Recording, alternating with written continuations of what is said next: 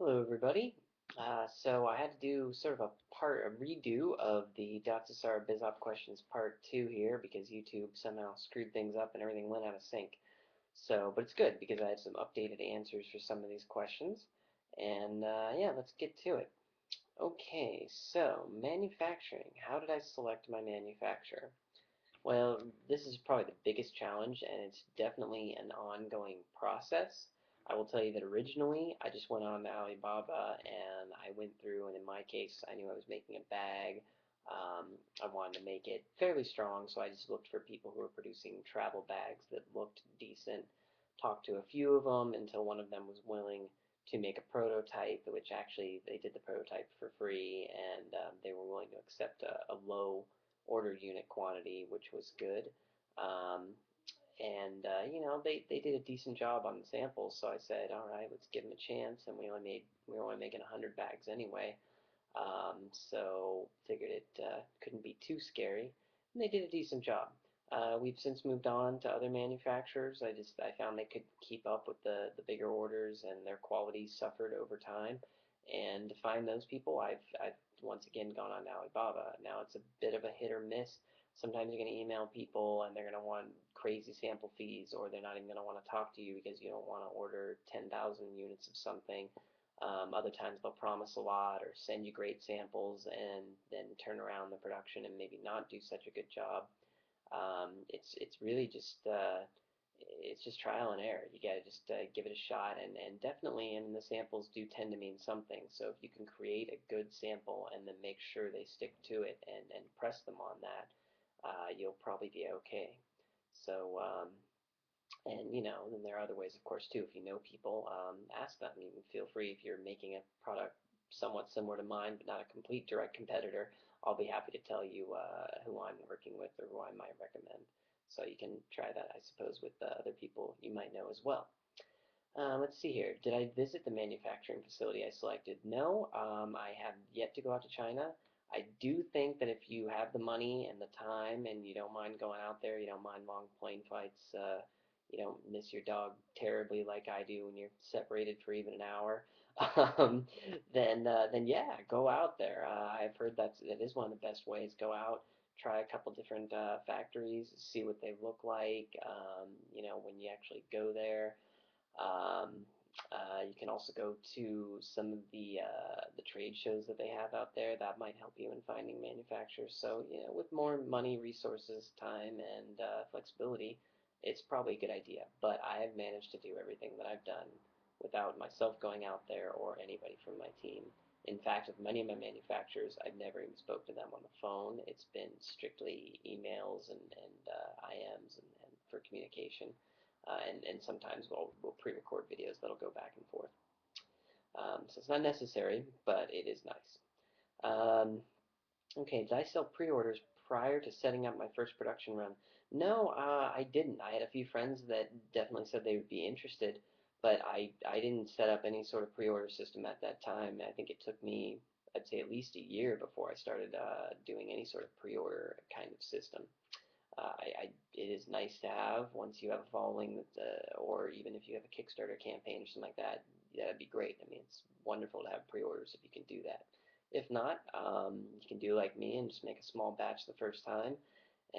But do make sure it's something that people seem to be interested in, and if they are, then go ahead, do a small batch, see how it turns out.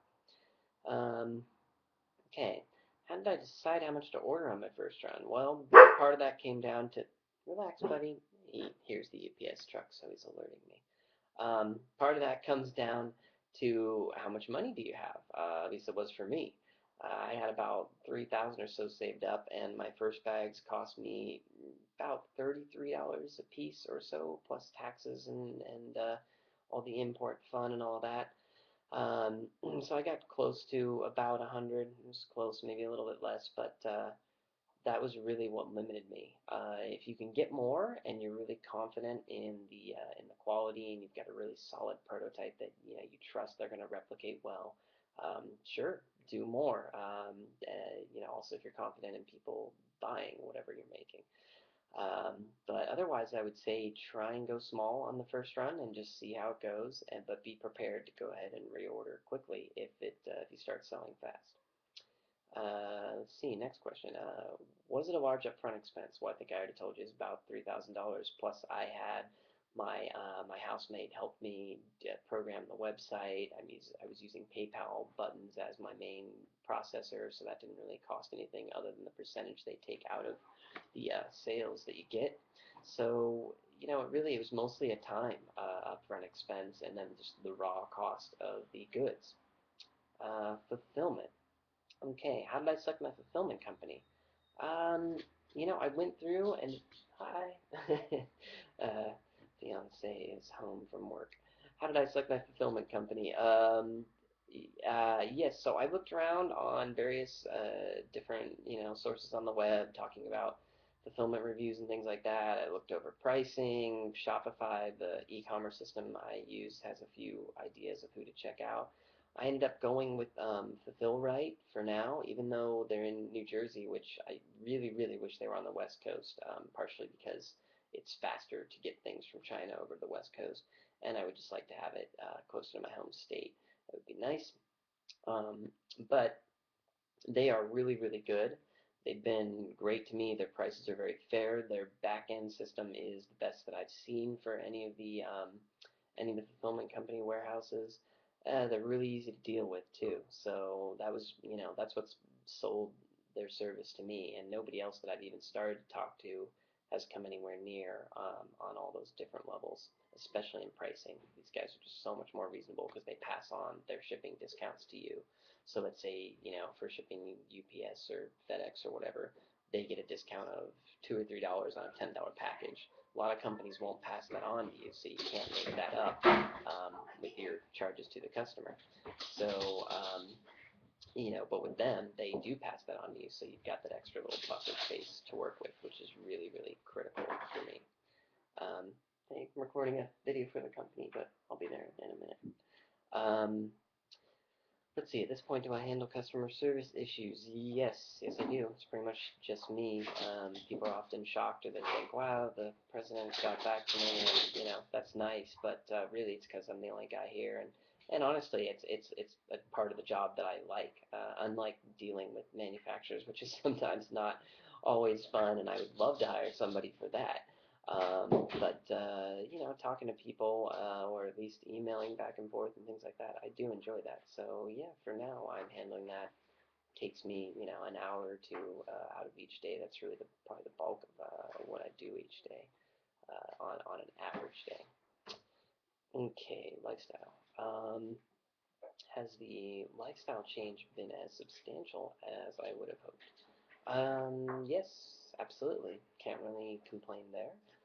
The company's doing well, and I'm not a total baller just yet, but it's pretty nice, and got a good home and a good place, and good family around. So, yeah, I'd say it's done very well, and considering that the initial investment was only a $3,000 investment, and now we're grossing close to 300,000 a year, and that's 6 years later. With me not being the most ambitious business person out there by any long stretch, yeah, it's doing good. And don't get too excited when I say gross 300,000. Trust me, we're not taking home that much, not even close. But but it's decent. It's a decent living, and it's only going up. So yeah, I'm pretty happy with that.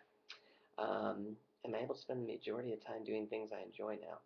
Yeah, and a lot of it's really up to me. I mean, I could sit here all day long and do company stuff. There's always something to do that you can find, and I think that's part of why Tim Ferriss wrote the book Before Our Work Week, because people get caught up, and you are like the little rat hitting the cocaine pellet machine. It's you can sit there and worry about your website, your product, your customers, your Facebook, your Twitter. There's a million things.